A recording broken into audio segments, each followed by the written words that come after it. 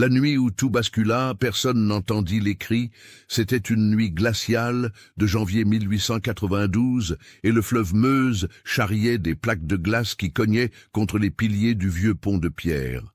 Dans les ruelles étroites de Charleville-Mézières, le vent sifflait entre les façades de briques noircies par la suie des usines textiles. À cette heure, seuls les chiens errants et les ivrognes osaient encore traîner dans les quartiers ouvriers, là où la misère avait creusé des rides profondes sur les visages avant même 30 ans. Émile Dervaux remonta le col de son manteau élimé et cracha dans la neige sale. À 37 ans, il avait le visage tanné d'un homme qui avait passé trop de nuits à traverser la frontière belge avec des cargaisons illégales. Ses mains, larges et calleuses, serraient les rênes d'une vieille jument grise dont les côtes saillaient sous la peau tendue. Derrière lui, dans la carriole aux planches disjointes, son frère cadet Laurent, 29 ans, vérifiait pour la 10e fois que la bâche était bien attachée. « Tu vas la trouer à force de tirer dessus », grommela Émile, sans se retourner. Laurent ne répondit pas. Ses yeux nerveux scrutaient les fenêtres sombres des maisons qu'il longeait. Depuis des années, il faisait ce trajet, du petit entrepôt près des anciens abattoirs, jusqu'à la gare de marchandises, où un employé corrompu fermait les yeux contre quelques francs. Du vin de Belgique, du tabac, parfois des armes volées aux arsenaux. Rien qui mérite la potence, rien qui empêche de dormir, mais ce soir, sous la bâche, il n'y avait ni vin ni tabac. Tout avait commencé 6 mois plus tôt, lors d'un été particulièrement étouffant. La chaleur avait fait pourrir les récoltes dans les champs et assécher le commerce clandestin. Les débits de boissons refusaient le vin frelaté. Les ouvriers n'avaient plus de sous pour le tabac de contrebande. Les frères Dervaux se retrouvèrent avec un entrepôt plein et les poches vides. C'est alors qu'un homme était venu les trouver. Il s'appelait Augustin Renard et il se présentait comme un intermédiaire médical, travaillant pour des institutions parisiennes. Grand, les cheveux gominés, une moustache fine comme un trait de plume, il portait un costume 3 pièces qui dénotait dans ce quartier où le linge séchait aux fenêtres et où l'odeur de choux bouillis imprégnait les murs. « Messieurs, avait-il dit en s'asseyant sans invitation dans leur arrière-salle poisseuse, j'ai entendu dire que vous étiez des hommes pragmatiques, des hommes qui comprennent que la morale est un luxe de bourgeois. » Émile avait froncé les sourcils, méfiant.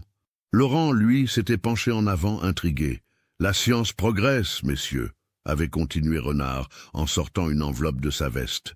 Les facultés de médecine de Paris, de Lyon, de Strasbourg, elles ont tout un besoin constant de sujets anatomiques pour former les futurs médecins. Malheureusement, la loi française est restrictive. On ne peut utiliser que les corps des indigents morts à l'hôpital, et le nombre est insuffisant. Il avait posé l'enveloppe sur la table crasseuse. À travers le papier, on devinait l'épaisseur de billets de banque. Je cherche des hommes capables de me fournir de la matière première, fraîche si possible, bien conservée, contre une rémunération qui dépassera largement vos petits trafics de vin coupé. Émile s'était levé d'un bond. « Vous nous prenez pour qui? On n'est pas des assassins. » Mais Renard avait souri, un sourire qui ne montait pas jusqu'à ses yeux gris et froids. « Qui parle d'assassiner? La misère tue plus sûrement que n'importe quel couteau, messieurs. Les gens meurent chaque jour dans cette ville, de froid, de faim, de maladie. Des corps que personne ne réclame, des vagabonds, des prostituées, des ivrognes, des gens qui disparaissent et dont personne ne pleure l'absence. Vous ne feriez que récupérer ce qui serait de toute façon perdu. » Laurent avait regardé son frère. Dans ses yeux brillait une lueur que Émile connaissait bien, celle de l'avidité mêlée au désespoir. Il devait 3 mois de loyer. Le propriétaire avait menacé de les expulser. L'hiver approchait et avec lui la faim. « Combien ?» avait murmuré Laurent. Et ainsi leur descente aux enfers avait commencé. Le premier avait été un vieux mendiant qui dormait sous le pont, enroulé dans des journaux. Personne ne l'avait vu depuis des semaines quand il était mort d'une pneumonie, seul dans le froid. Émile et Laurent l'avaient simplement récupéré, enveloppé dans une toile cirée, transporté jusqu'à Reims, où Renard les attendait avec l'argent comptant. 150 francs, plus que ce qu'il gagnait en 6 mois de contrebande. « Excellent travail », avait dit Renard en inspectant le corps avec le détachement d'un marchand de chevaux. Bien conservé par le froid. Les étudiants apprécieront. Le deuxième avait été une prostituée trouvée morte dans une ruelle, probablement tuée par un client violent.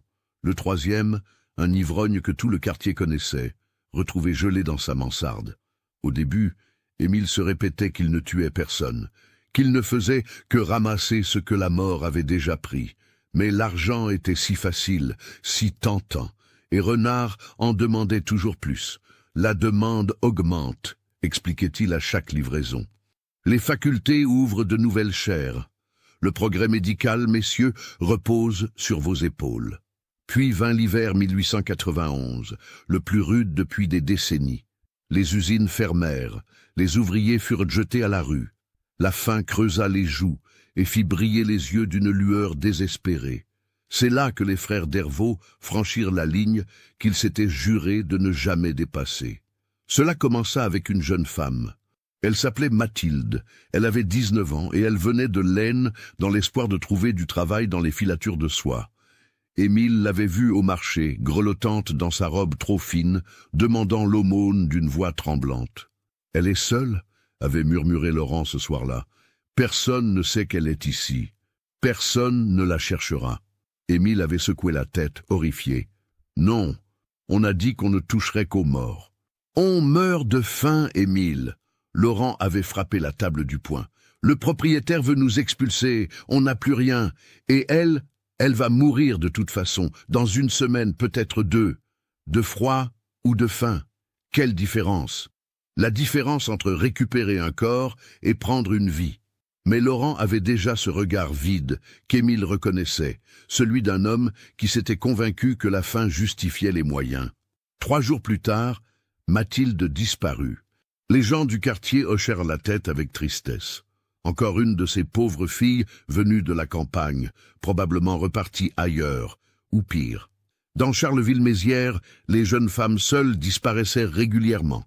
Certaines devenaient prostituées, d'autres mouraient de maladie, d'autres encore prenaient le train pour Paris sans laisser d'adresse. Personne ne fit le lien avec les frères Dervaux. Renard fut ravi de cette nouvelle acquisition. « Jeune, en bonne santé », avait-il commenté en examinant le corps avec une lampe à pétrole. « Les anatomistes vont se battre pour celle-là.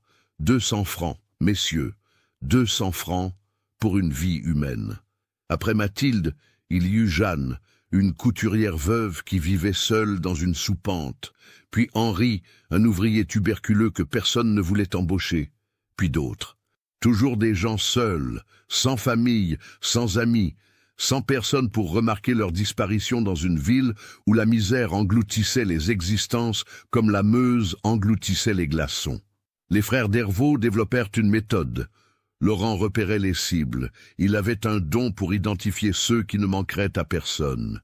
Émile les attirait avec des promesses de travail, de nourriture, d'un abri pour la nuit. Une fois dans leur entrepôt près des anciens abattoirs municipaux, un coup à la tête, rapide et sans douleur. Ou presque. Puis venait la préparation. Renard avait été très clair sur les exigences. Les corps devaient être vidés de leur sang, lavés, parfois disséqués en partie pour faciliter le transport. L'entrepôt, autrefois utilisé pour dépecer les chevaux malades, fut réaménagé.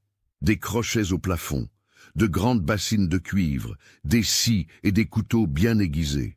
Un registre méticuleux où Laurent notait le poids, la taille, l'âge estimé, l'état de conservation. Ils étaient devenus des bouchers. Mais au lieu de bétail, ils découpaient de l'humanité. Ce soir de janvier, alors que la carriole cahotait sur les pavés gelés, Émile sentait le poids de leurs crimes peser sur ses épaules comme une chape de plomb. Combien étaient-ils maintenant? 15, 20. Il avait arrêté de compter, essayant de ne pas penser aux visages, aux voix, aux derniers regards terrifiés. Laurent, lui, semblait s'être endurci. Il parlait de marchandises, de stock, de inventaire. Les êtres humains étaient devenus des chiffres dans son registre, des sommes d'argent empilées dans la boîte en fer sous les lattes du plancher. « Tu penses qu'on devrait arrêter ?» demanda soudain Émile, brisant le silence. Laurent ricana. « Arrêter. On a enfin de l'argent, un toit solide, de quoi manger tous les jours. Et Renard dit que la demande explose. Les universités de toute l'Europe veulent nos produits. Ce ne sont pas des produits, c'étaient des gens.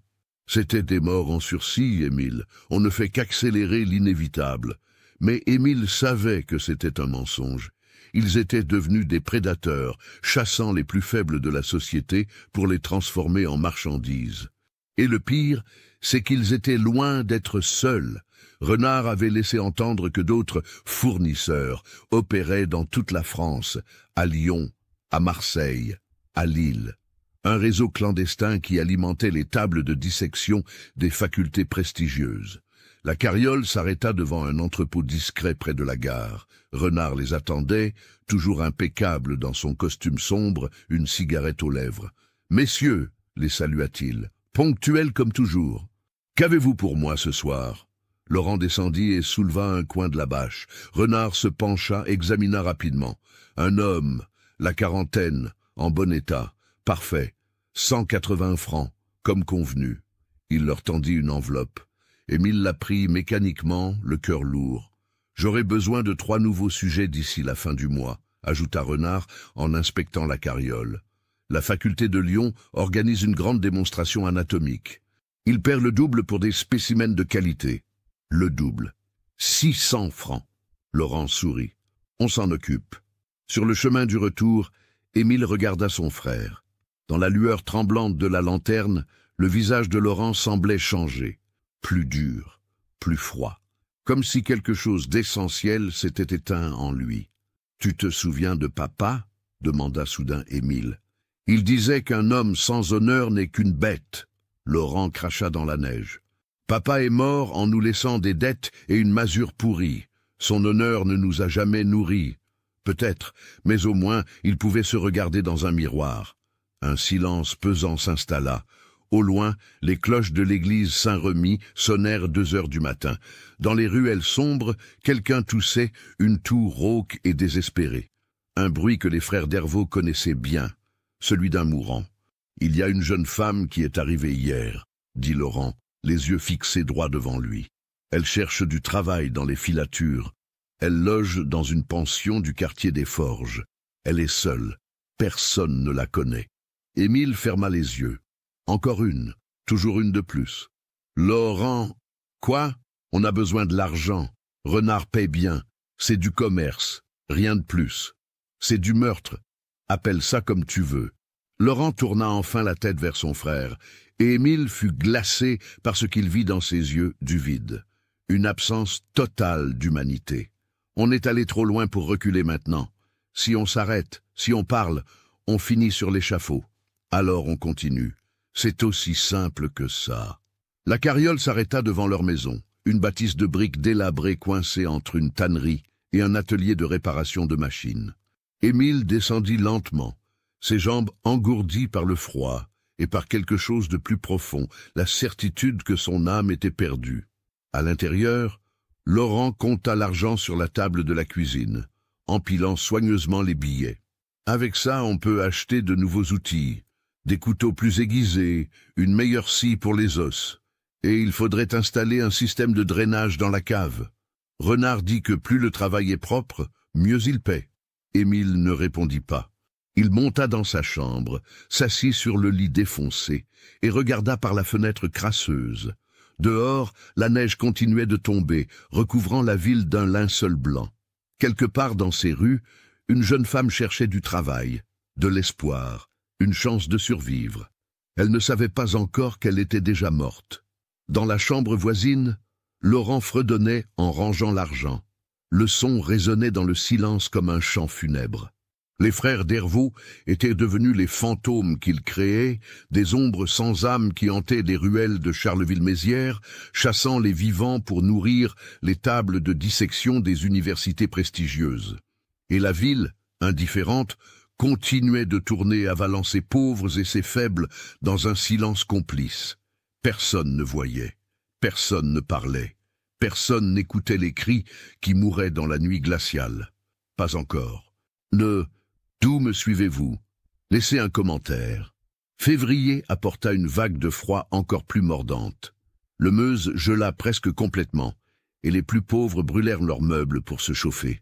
Dans les hôpitaux débordés, les médecins ne comptaient plus les morts de pneumonie, de tuberculose, de simple faiblesse. La misère faisait des ravages, et pour les frères Dervaux, chaque décès naturel représentait une opportunité manquée. Car ils n'attendaient plus que les morts trouvent leur chemin jusqu'à eux. L'entrepôt près des anciens abattoirs était devenu leur royaume secret. Laurent y passait ses journées perfectionnant ce qu'il appelait avec une froideur clinique le processus. Il avait acheté des livres d'anatomie, étudiait les planches dessinées avec soin, apprenait les noms des os, des muscles, des organes, non par curiosité scientifique, mais pour améliorer l'efficacité de leur commerce macabre. « Regarde, dit-il un matin en montrant à Émile une page cornée. Si on coupe ici, au niveau de la 3e vertèbre cervicale, la séparation de la tête est plus propre. Ça prend moins de temps et ça préserve mieux les tissus. » Émile détourna les yeux, nauséeux. Comment son frère avait-il pu devenir ce monstre méthodique? Il se souvenait du Laurent d'avant, un jeune homme rieur qui rêvait d'ouvrir une auberge, qui aimait la musique et qui pleurait encore à la mort de leur mère. Où était passé ce Laurent-là? Les murs de l'entrepôt étaient couverts de crochets de boucher rouillés, vestiges de l'époque où on y dépeçait les chevaux malades. Laurent les avait tous nettoyés, aiguisés, organisés par taille. Dans un coin, une pile de toile cirée soigneusement pliée, dans un autre des seaux en zinc pour recueillir le sang, et au centre, une grande table en bois scarifiée où se déroulait le travail. Le registre de Laurent était devenu une obsession. Chaque acquisition y était consignée avec une précision maniaque. 9,23, femme, environ 25 ans, 52 kilos, 1,58 m, blonde, morte le 8 février, excellente condition, livrée à Renard le 9 février, prix 200 francs. 9,24, homme, environ 40 ans, 68 kilos, 1,72 m, chauve, cicatrice au bras droit, mort le 11 février, bon état, sauf dents pourries, livré le 12 février, prix 150 francs. Grille 25, femme, environ 30 ans, 47 kilos, 1,60 m, rousse, morte le 14 février, état moyen, sous-alimenté. Livré le 15 février, prix 180 francs. Des vies réduites à des statistiques, des êtres humains transformés en inventaire. Renard venait maintenant 2 fois par semaine, parfois accompagné d'autres hommes en costume élégant, des clients directs, expliquait-il. Des professeurs d'anatomie, des chirurgiens, des collectionneurs fortunés qui payaient des fortunes pour des spécimens rares, des jumeaux, des nains, des individus présentant des malformations intéressantes. « Vous comprenez, messieurs » disait Renard en allumant un cigare dans la pénombre de l'entrepôt. « La science moderne exige de la variété. Un professeur d'anatomie comparée m'a récemment demandé des sujets de différentes races, de différents âges. Il étudie les variations morphologiques. C'est fascinant, vraiment. Fascinant. » Le mot résonna dans l'esprit d'Émile comme un blasphème.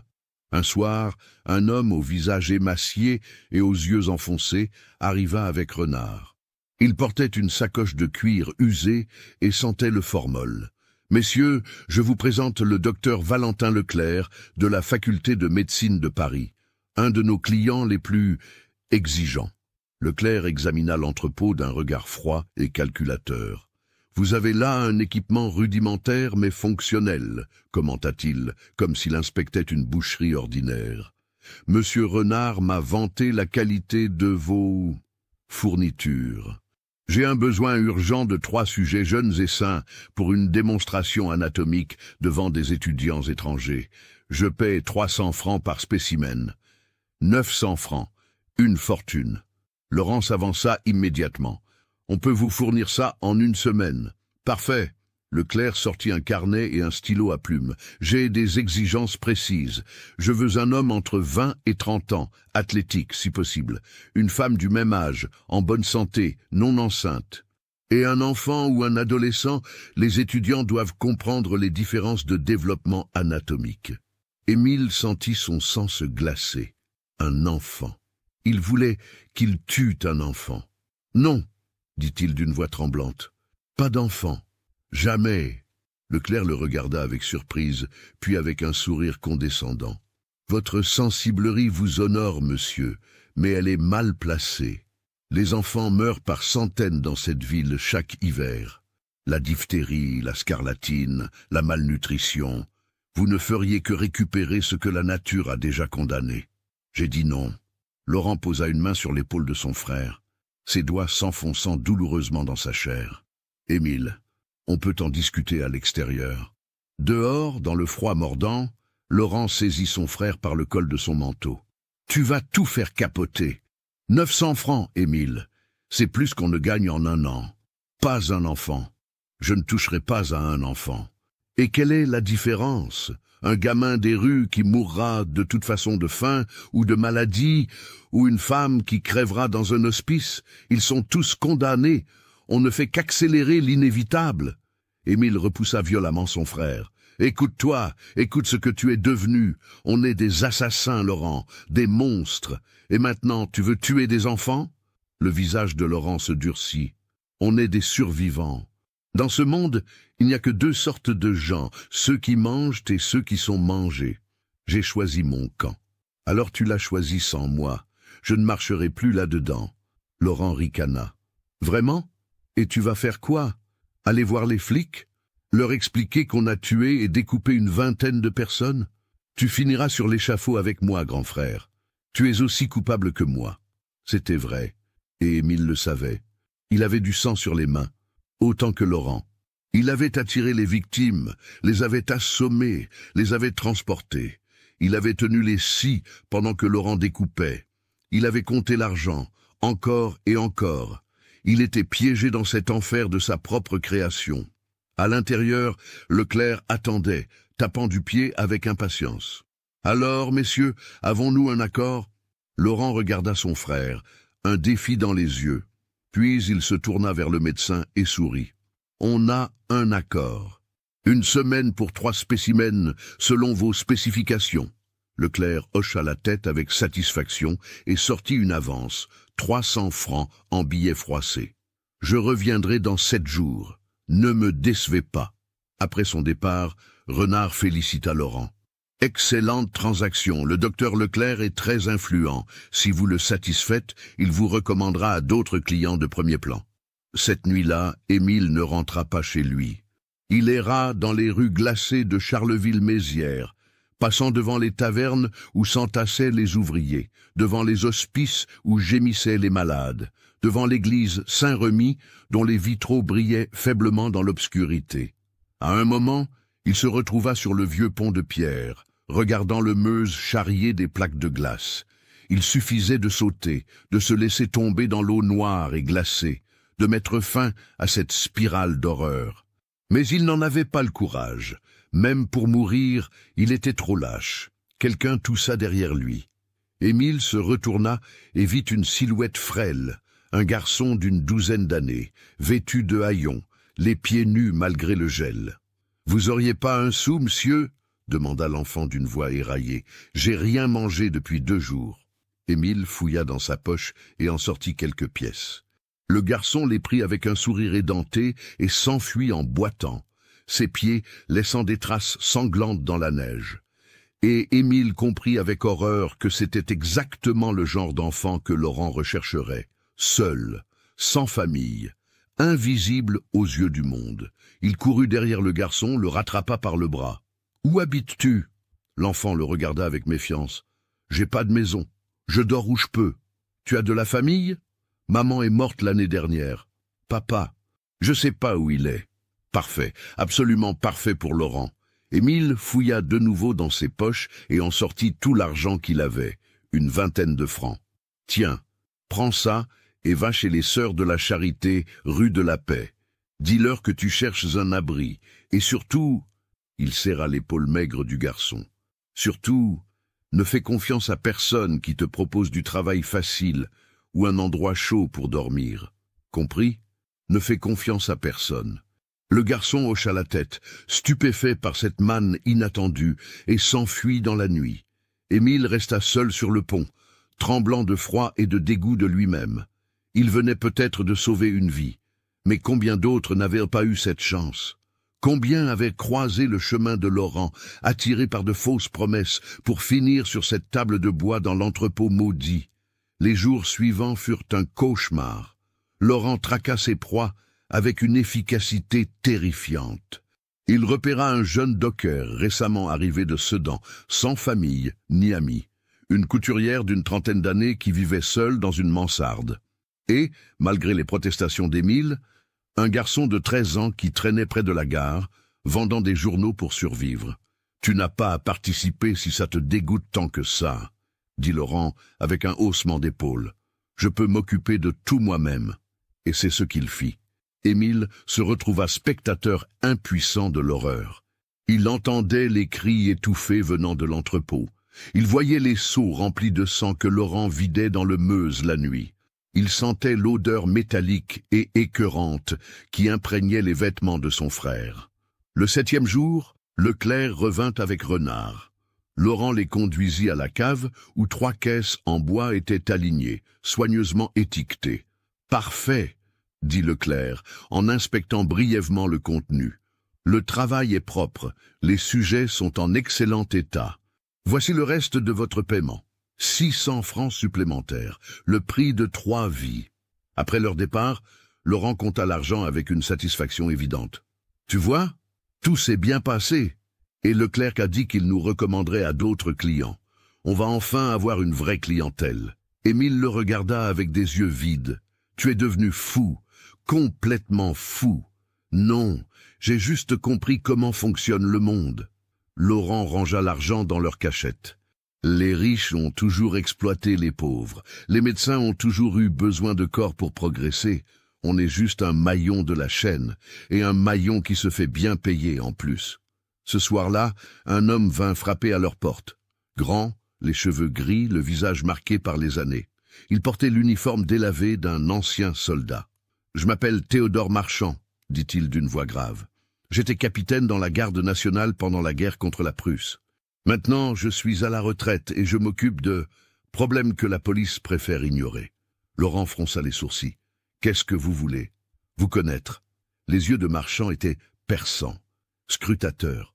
Des gens disparaissent dans ce quartier, beaucoup de gens, plus que la moyenne. Et j'ai remarqué que votre carriole passe souvent près des anciens abattoirs à des heures inhabituelles. On fait de la contrebande, dit rapidement Laurent. Du vin, du tabac, rien de plus. Vraiment ? Marchand sourit, mais ce sourire n'avait rien d'amical.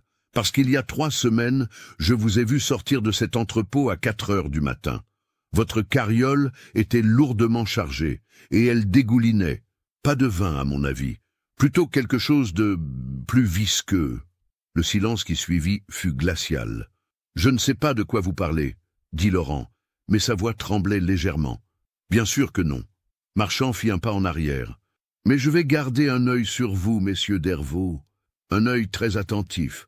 Bonne soirée. » Il s'en alla, laissant les 2 frères pétrifiés. « Il sait, » murmura Émile. « Il sait, et il va nous dénoncer.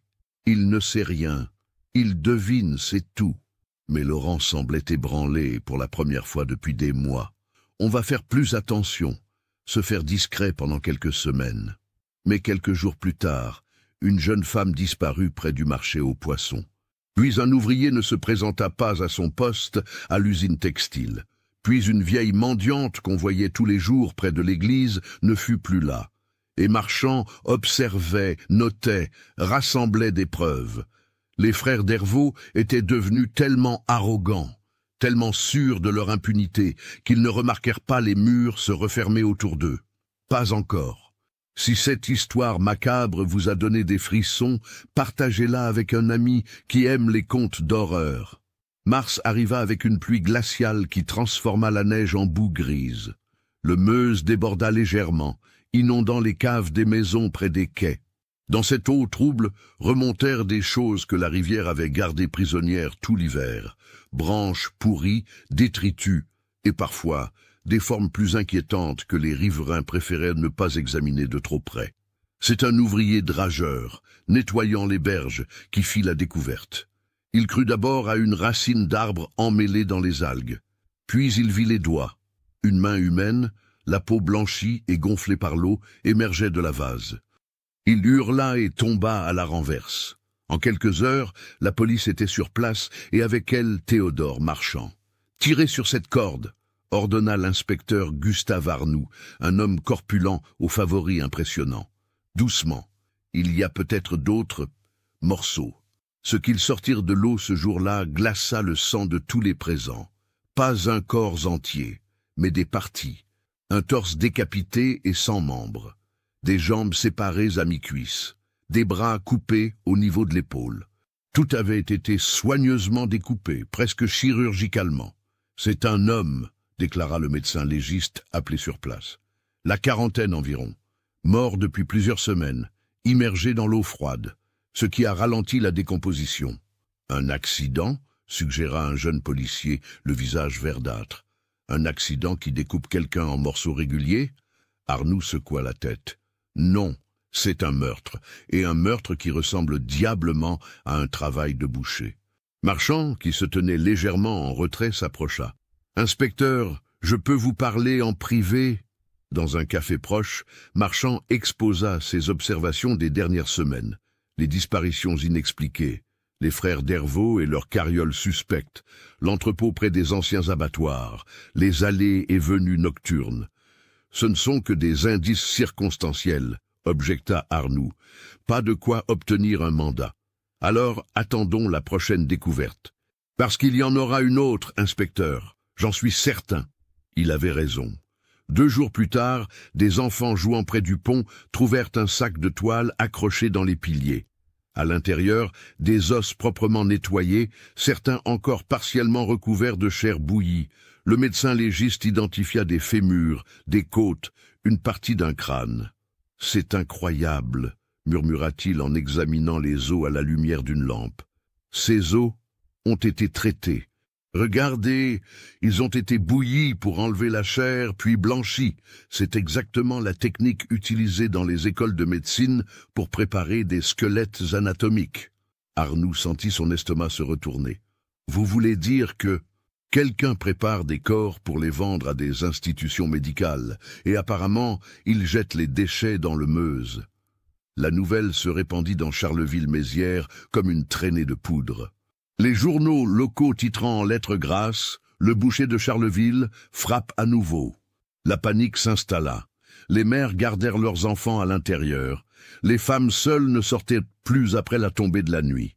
Les vagabonds quittèrent la ville par dizaines, et dans leur maison, les frères Dervaux réalisèrent que leur monde s'écroulait. « Il faut qu'on parte », dit Émile en fourrant des vêtements dans un sac. « Maintenant, cette nuit. » Laurent, assis à la table de la cuisine, fixait le mur d'un regard vide. « Partir où?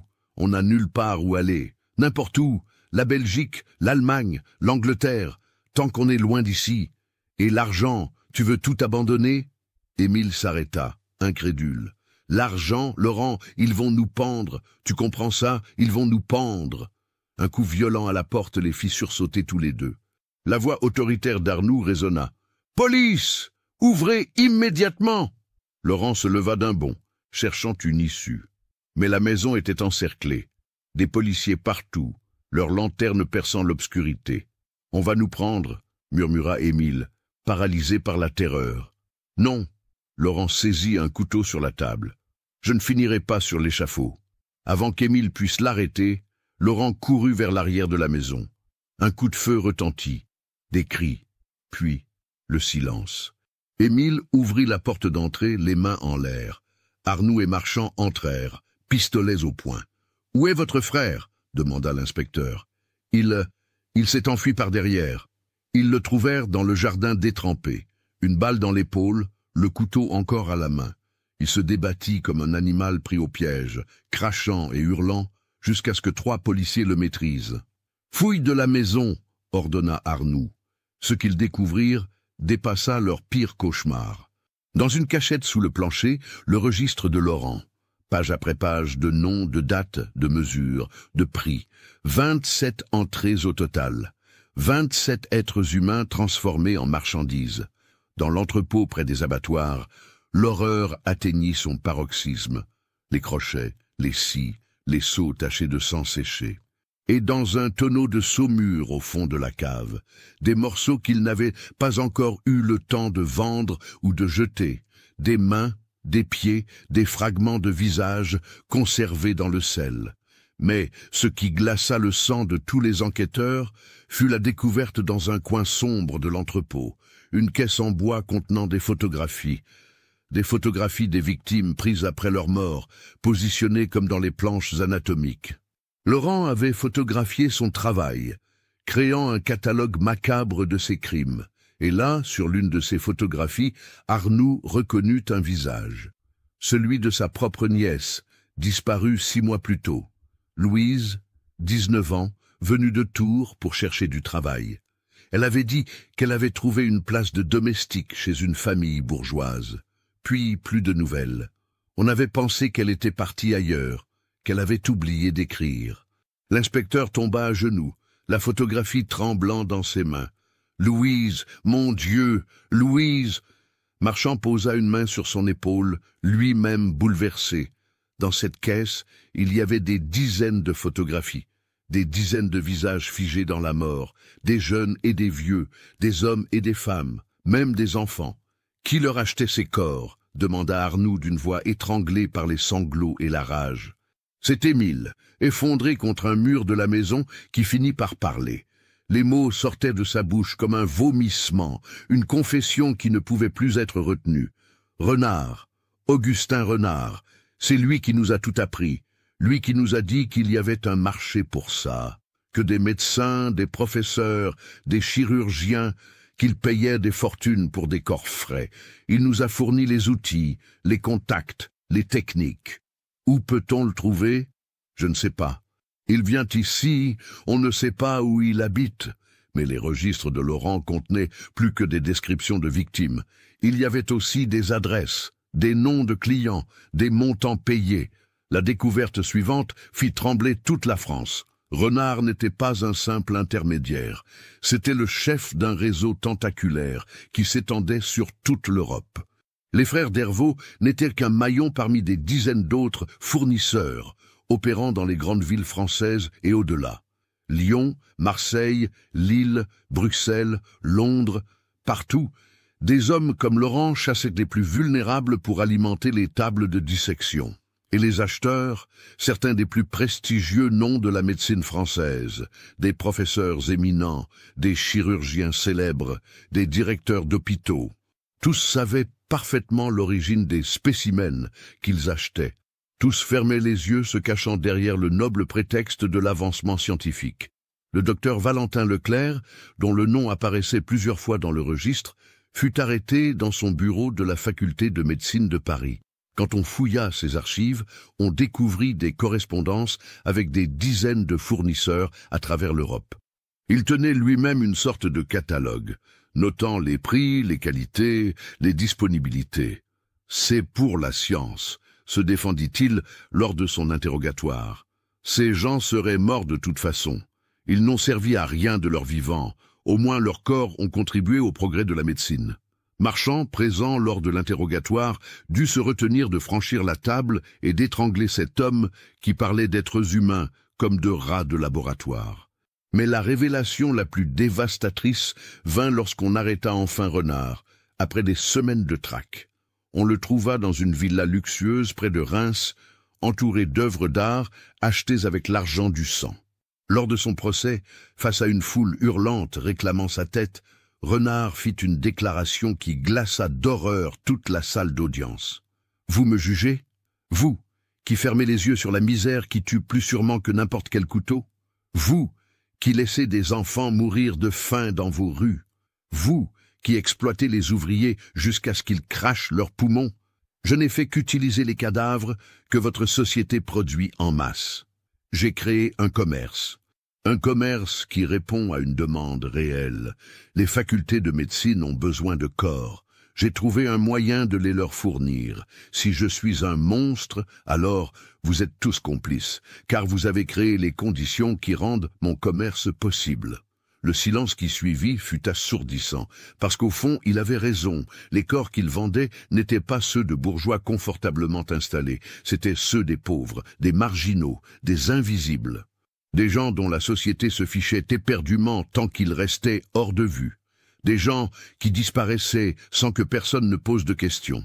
Le procès des frères Dervaux commença en mai 1892, dans une salle d'audience bondée. Laurent, le bras toujours en écharpe suite à sa blessure par balle, ne montra aucun remords. Il répondit aux questions avec une froideur clinique, décrivant ses crimes comme on décrirait un processus industriel. Oui, je les ai tués. Rapidement, sans douleur inutile. Puis je les ai préparés selon les normes demandées par les clients. C'était du travail, rien de plus. Du travail ? S'étrangla le procureur. Vous appelez le meurtre de 27 personnes du travail ? Appelez ça comme vous voulez. Moi, j'appelle ça de la survie. Émile, lui, pleura durant tout le procès. Il admit sa culpabilité, implora le pardon des familles, décrivit en détail comment ils avaient glissé dans cette spirale d'horreur. Mais ces larmes ne changèrent rien au verdict. Le 17 juillet 1892, les deux frères furent condamnés à mort par guillotine. La sentence fut exécutée à l'aube du 3 août, sur la place principale de Charleville-Mézières. Une foule immense s'était rassemblée, des milliers de personnes venues assister à la justice. Certains pleuraient, pensant aux victimes. D'autres hurlaient des insultes. Beaucoup étaient simplement curieux, attirés par le spectacle macabre. Laurent monta à l'échafaud sans trembler, refusant les derniers sacrements du prêtre. Ses derniers mots furent « Je ne regrette rien. J'ai fait ce que j'avais à faire pour survivre. » La lame tomba. Sa tête roula dans le panier. Émile, qui avait dû assister à l'exécution de son frère, s'évanouit. On dut le porter jusqu'à la guillotine. Quand il reprit conscience, il pleura, appelant sa mère, mort depuis 20 ans. Ses derniers mots furent « Pardon, pardon à tous ». La lame tomba une seconde fois. Soutenez notre chaîne en cliquant sur le bouton « Merci » en forme de cœur, afin que nous puissions continuer à vous proposer des histoires aussi sombres et captivantes que celle-ci. L'affaire des frères Dervaux ne se termina pas avec leur exécution. Elle ne fit en réalité que commencer à révéler l'ampleur du système qui les avait créés. Dans les semaines qui suivirent, alors que les enquêteurs fouillaient méticuleusement les archives saisies chez Renard et Leclerc, une vérité effroyable émergea. Le commerce de corps humains était bien plus répandu qu'on ne l'avait imaginé. Ce n'était pas une aberration isolée, une dérive de quelques criminels sans scrupules. C'était une industrie organisée, avec ses fournisseurs, ses intermédiaires, ses clients, ses prix de marché. Théodore Marchand, qui avait pris en charge la coordination de l'enquête élargie, découvrit l'existence d'au moins 15 autres ateliers similaires à celui des Dervaux, répartis dans toute la France. À Lyon, un ancien équarrisseur et son fils avaient fourni plus de 40 corps à la faculté locale. À Marseille, un propriétaire de pompes funèbres détournait des cadavres avant l'enterrement, les remplaçant par des sacs de sable. À Lille, un groupe de fossoyeurs exhumait des corps fraîchement enterrés pour les revendre, mais le plus choquant fut la découverte faite dans les archives d'un hôpital parisien prestigieux. Dans une salle fermée à clé, derrière des rangées de bocaux contenant des organes conservés dans le formol, on trouva des registres datant de plusieurs décennies. Ces registres révélaient que l'hôpital avait acheté de manière parfaitement consciente et organisée des centaines de corps à des fournisseurs douteux depuis les années 1860. Ils savaient, dit Marchand, en feuilletant les documents jaunis, la voix tremblante de rage. Ils ont toujours su, et ils ont couvert tout ça sous le prétexte de l'avancement médical. L'inspecteur Arnoux, qui ne s'était jamais vraiment remis de la découverte que sa nièce avait été victime des Dervaux, hocha tristement la tête. La science comme excuse pour l'ignominie, comme si le progrès justifiait tout. Le procès de Renard et Leclerc, qui débuta en septembre 1892, attira une attention internationale. Des journalistes de Londres, de Berlin, de Bruxelles vinrent couvrir ce qu'on appelait désormais le scandale anatomique français. Les révélations s'enchaînèrent, chacune plus accablante que la précédente. Renard, contrairement à Laurent Dervaux, ne montra aucune arrogance lors de son procès. Il comprit rapidement que sa seule chance d'échapper à la guillotine était de coopérer pleinement. Il donna des noms, des dates, des montants. Il décrivit en détail le fonctionnement du réseau, les méthodes de recrutement des fournisseurs, les circuits de distribution, les techniques pour éviter les soupçons. « J'ai simplement répondu à une demande du marché », expliqua-t-il calmement lors de son témoignage. « Les écoles de médecine européennes forment des milliers d'étudiants chaque année. Chaque étudiant doit disséquer au moins un cadavre complet durant sa formation. La loi française ne permet l'utilisation que des corps d'indigents morts à l'hôpital sans famille pour les réclamer. Mais ces corps ne suffisent pas même de loin. Alors, les facultés se tournent vers le marché noir. Elles ne posent pas de questions sur la provenance, tant que la marchandise est fraîche et bien conservée. Le procureur, un homme maigre au visage sévère nommé Octave Beaumont, le fixa avec dégoût. « Vous parlez de marchandises. Ce sont des êtres humains dont nous parlons. Des mères, des pères, des enfants. Pour vous, peut-être. Pour moi, c'était des ressources inexploitées. Ces gens ne servaient à rien de leur vivant. Pas de travail, pas de famille, pas d'avenir. Au moins, dans la mort, leurs corps ont contribué à former les médecins qui sauveront des vies. N'est-ce pas une forme de rédemption ?» Un murmure d'horreur parcourut la salle. Plusieurs spectateurs crièrent des insultes. Le juge dut menacer de faire évacuer la salle. Le témoignage du docteur Leclerc fut encore plus révélateur. Contrairement à Renard, il essaya d'abord de nier, puis de minimiser, puis enfin, acculé par les preuves, il s'effondra et avoua tout. « Nous avions besoin de spécimens, balbutia-t-il, les mains tremblantes. Les étudiants doivent apprendre. Comment voulez-vous former de bons chirurgiens sans qu'ils puissent pratiquer? Les quelques corps légaux ne suffisaient pas. Alors oui, nous nous sommes tournés vers d'autres sources, mais nous pensions, nous espérions, nous nous disions que ces gens étaient déjà morts, que ces gens n'étaient pas morts, rugit Beaumont en brandissant le registre de Laurent Dervaux. Ils ont été assassinés pour répondre à votre demande. Vous avez créé un marché pour le meurtre. Les témoignages des familles des victimes furent les moments les plus déchirants du procès. L'une après l'autre, elles montèrent à la barre pour raconter la disparition de leurs filles, de leurs fils, de leurs sœurs, de leurs pères, des vies brisées, des années d'attente et d'espoir, puis la découverte terrible que leur être cher avait été assassiné et découpé comme un animal de boucherie. La mère de Mathilde, la première victime des Dervaux après qu'ils eurent franchi la ligne rouge, témoigna d'une voix à peine audible. Elle était venue à Charleville pour trouver du travail. Elle voulait envoyer de l'argent à la maison. Elle avait 19 ans. Elle aimait chanter. La femme éclata en sanglots, incapable de continuer. Le témoignage d'Arnoux concernant sa nièce Louise fut particulièrement poignant. « Elle m'appelait Tonton Gus », dit-il, les larmes coulant librement sur ses joues. « Quand elle était petite, je lui apprenais à attraper des poissons dans la rivière. Elle riait tout le temps. Elle voulait devenir institutrice. Et ces monstres l'ont transformée en pièces détachées pour des étudiants en médecine. » Durant tout le procès, une question revenait sans cesse. Comment tant de gens avaient-ils pu fermer les yeux? Les employés des facultés qui réceptionnaient les caisses suspectes, les professeurs qui utilisaient ces corps sans poser de questions, les administrateurs qui signaient les bons de paiement, les étudiants qui pratiquaient leur dissection sur ces cadavres volés. Certains témoins tentèrent de se justifier. « On ne savait pas », répétait-il. « On pensait que c'étaient des corps légaux. On ne posait pas de questions. » Mais Marchand, appelé comme expert durant le procès, démonta méthodiquement ses mensonges. Bien sûr qu'il savait. Comment ne pas trouver suspect qu'un intermédiaire privé livre des corps frais à toute heure de la journée ou de la nuit? Comment ne pas s'interroger sur le fait que ces corps n'avaient aucune paperasse officielle? Comment ne pas remarquer que certains portaient des traces de violence? Il brandit une photographie prise lors de l'exhumation d'une des victimes, une jeune femme dont le crâne portait la marque évidente d'un coup violent. Cette femme a été frappée à mort. N'importe quel étudiant en première année aurait pu voir que ce n'était pas une mort naturelle. Mais personne n'a rien dit. Personne n'a rapporté, parce que tout le monde profitait du système. Le verdict tomba fin octobre. Renard et Leclerc furent tous deux condamnés à mort.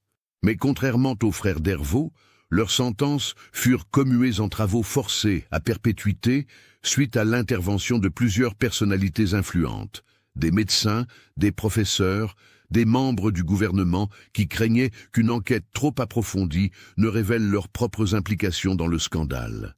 Cette clémence relative provoqua l'indignation. Des émeutes éclatèrent à Paris et à Lyon. La foule réclamait une justice égale pour tous. Les riches achètent les pauvres, puis achètent leur liberté, criaient les manifestants. Mais le scandale eut au moins un effet positif. Il força le gouvernement à réformer les lois sur les dons de corps à la science. Une nouvelle législation fut votée, créant un système de dons volontaires et transparent, avec une surveillance stricte des facultés de médecine et des sanctions sévères pour toute infraction.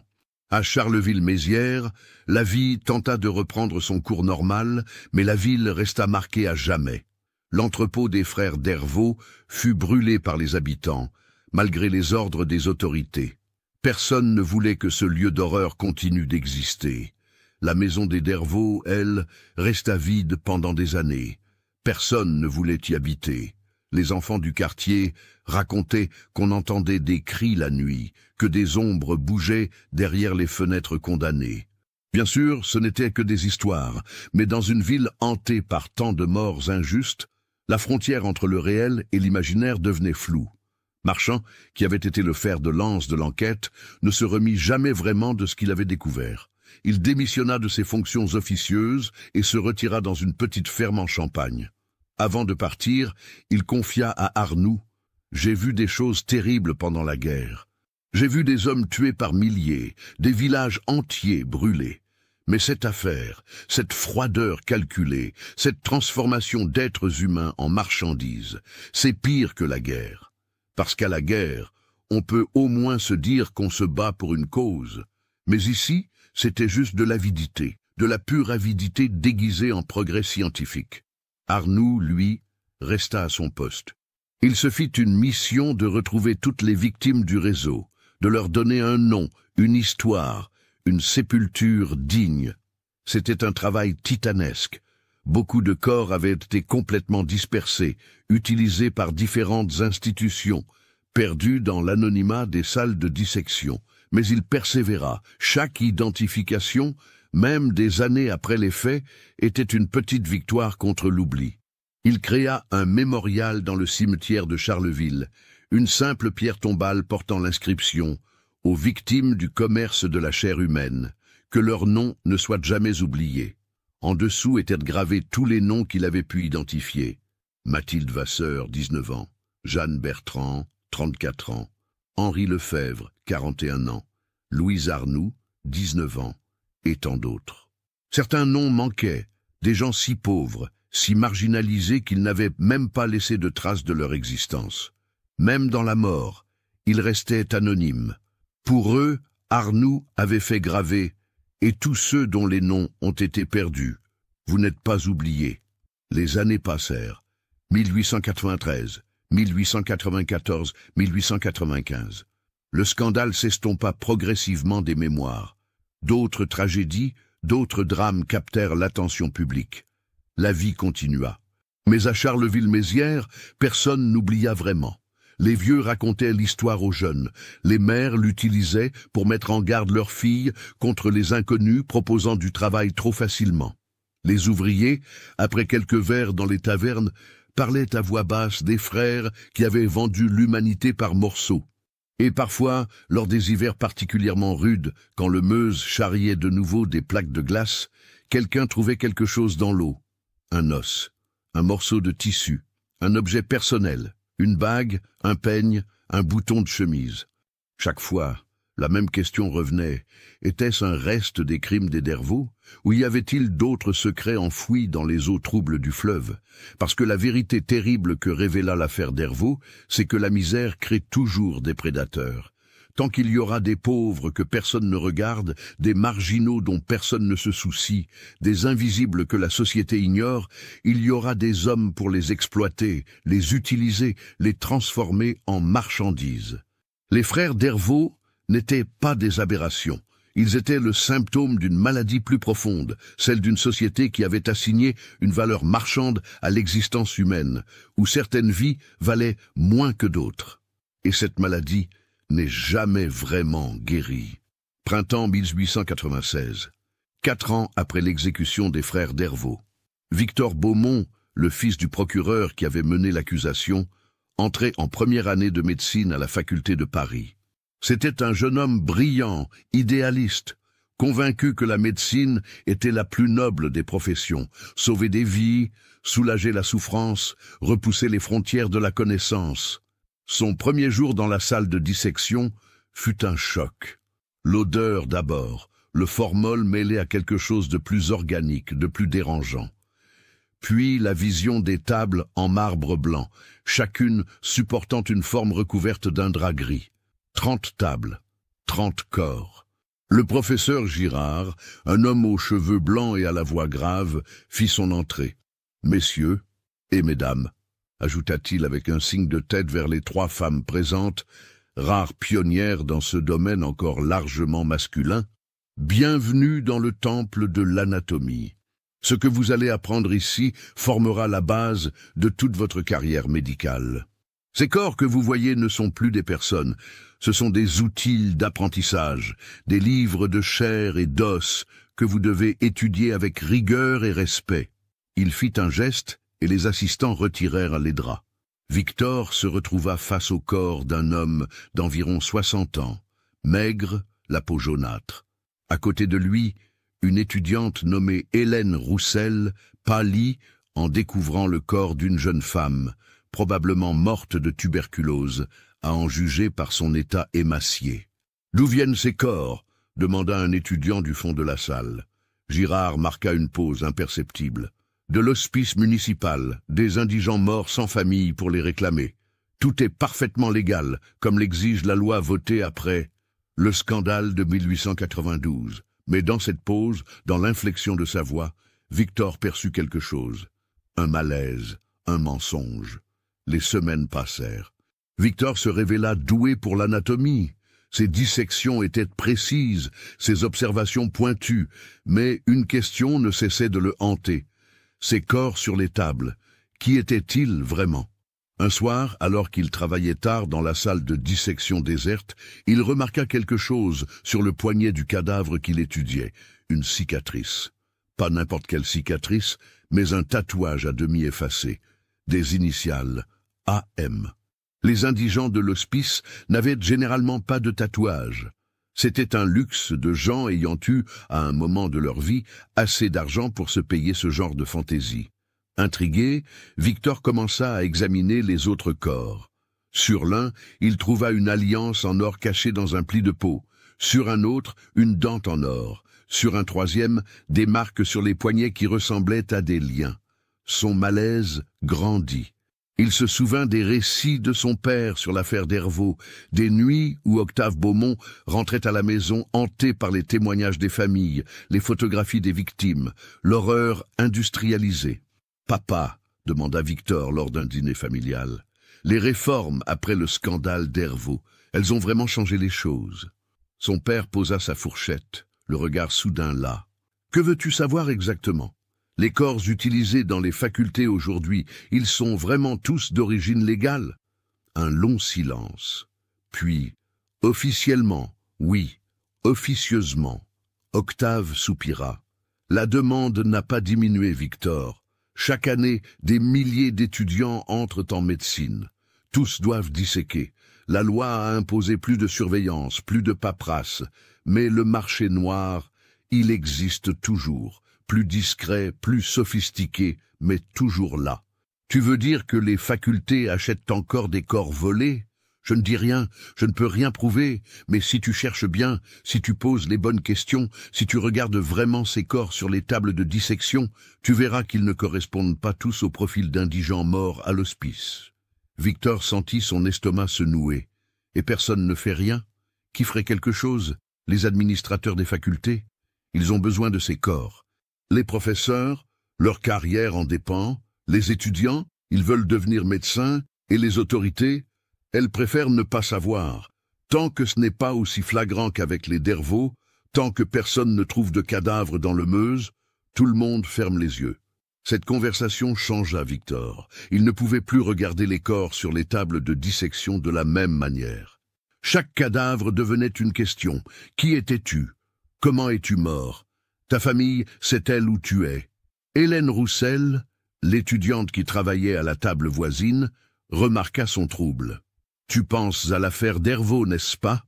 dit-elle un jour en nettoyant ses instruments. « Comment tu sais ?»« Ton nom, Beaumont, le procureur qui les a envoyés à l'échafaud. » Elle regarda autour d'elle pour s'assurer que personne n'écoutait. « Moi aussi, je me pose des questions. Mon frère est policier à Lyon. Il dit que des gens disparaissent encore. Pas autant qu'avant, pas aussi ouvertement, mais ils disparaissent quand même.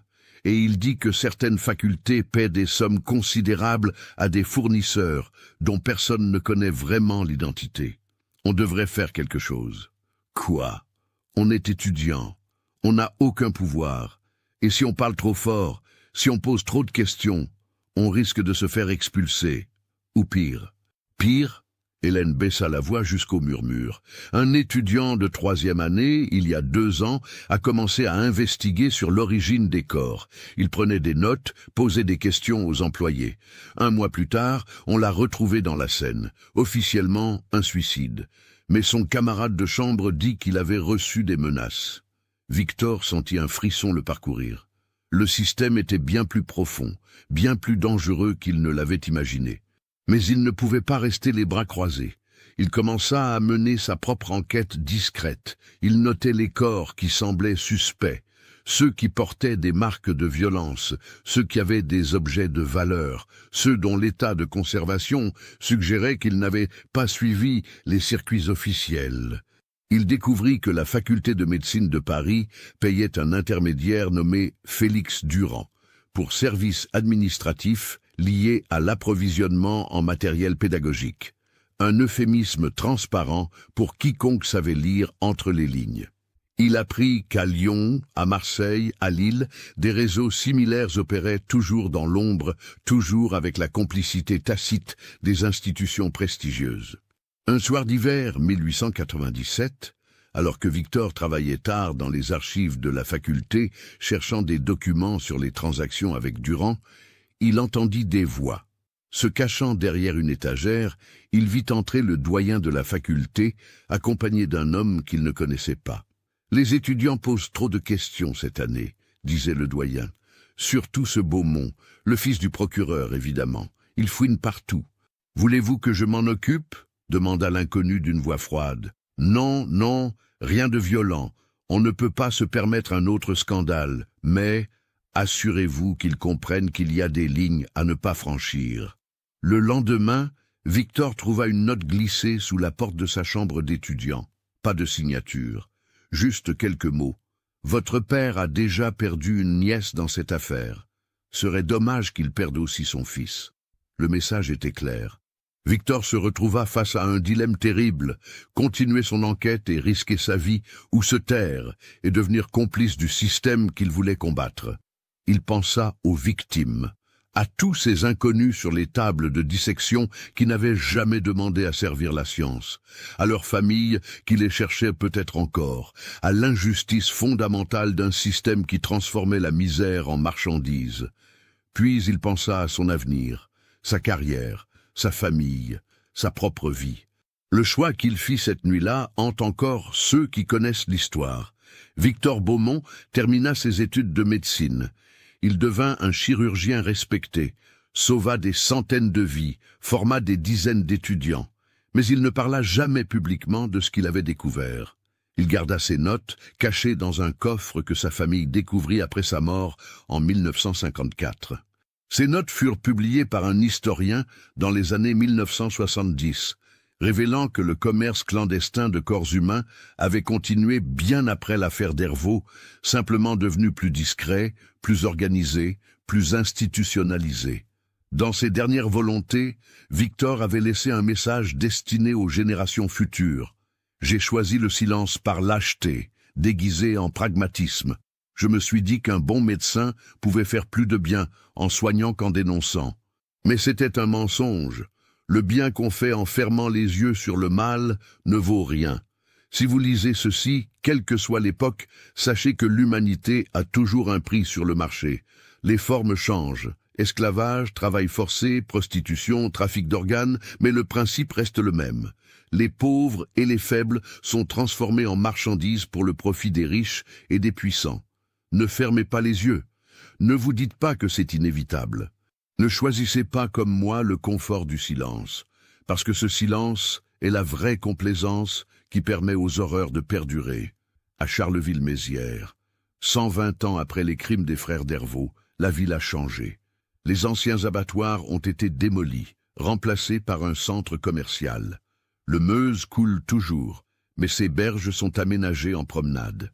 La maison des Dervaux a été rasée il y a longtemps. Mais chaque année, le 3 août, anniversaire de leur exécution, quelqu'un dépose des fleurs sur le mémorial du cimetière. Parfois, c'est un historien local, parfois un descendant d'une des victimes, parfois simplement un habitant qui n'oublie pas. Parce que l'histoire des frères Dervaux n'est pas qu'une histoire de monstres et de victimes. C'est l'histoire d'une société qui a créé les conditions rendant possible le monstre. C'est l'histoire de tous ceux qui ont fermé les yeux. Les policiers qui n'ont pas enquêté assez tôt, les voisins qui n'ont pas posé de questions, les médecins qui ont accepté les corps sans vérifier leur origine, les autorités qui ont préféré ignorer les signaux d'alarme. Et c'est une mise en garde pour toutes les époques. Quand on cesse de voir l'humanité dans les autres, quand on réduit les êtres humains à leur valeur utilitaire, quand on justifie l'injustice par le progrès ou la nécessité, on ouvre la porte à des horreurs qu'on ne peut plus contrôler. Les frères Dervaux sont morts sur l'échafaud il y a plus d'un siècle. Mais le système qui les a créés, qui les a utilisés, qui a profité de leurs crimes, ce système, sous différentes formes, existe toujours. Et il continuera d'exister tant que nous choisirons de ne pas regarder, de ne pas poser de questions, de ne pas nous battre pour que chaque vie humaine, quelle qu'elle soit, ait une valeur intrinsèque qui ne puisse jamais être marchande. Dans le froid des nuits d'hiver, quand le vent souffle du nord et que le Meuse charrie ses glaces, les vieux de Charleville racontent encore l'histoire. Pas pour faire peur aux enfants, pas pour divertir, mais pour se souvenir. Pour ne jamais oublier le prix que perdent les invisibles quand une société les oublie. Pour rappeler que derrière chaque statistique, chaque corps, chaque cas, il y a une personne, un nom, une histoire. Une humanité qui mérite d'être préservée. Les frères Dervaux ont transformé des humains en marchandises. Mais le vrai crime est que toute une société les a laissés faire, a profité de leurs actes, puis a détourné le regard en prétendant que cela servait un but supérieur. Cette leçon, gravée dans le sang et la souffrance de 27 victimes connues et de centaines d'autres perdues dans l'anonymat, résonne encore aujourd'hui. Parce que l'histoire ne se répète jamais exactement de la même manière. Mais l'inhumanité, elle, trouve toujours de nouveaux visages. Qu'avez-vous pensé de l'histoire? Laissez votre commentaire ci-dessous et partagez vos réflexions sur ce cas terrifiant. Envie d'autres histoires d'horreur mêlant histoire et mystère? Abonnez-vous, activez la cloche de notification et partagez avec ceux qui aiment le côté obscur de l'humanité. À bientôt pour le prochain cauchemar.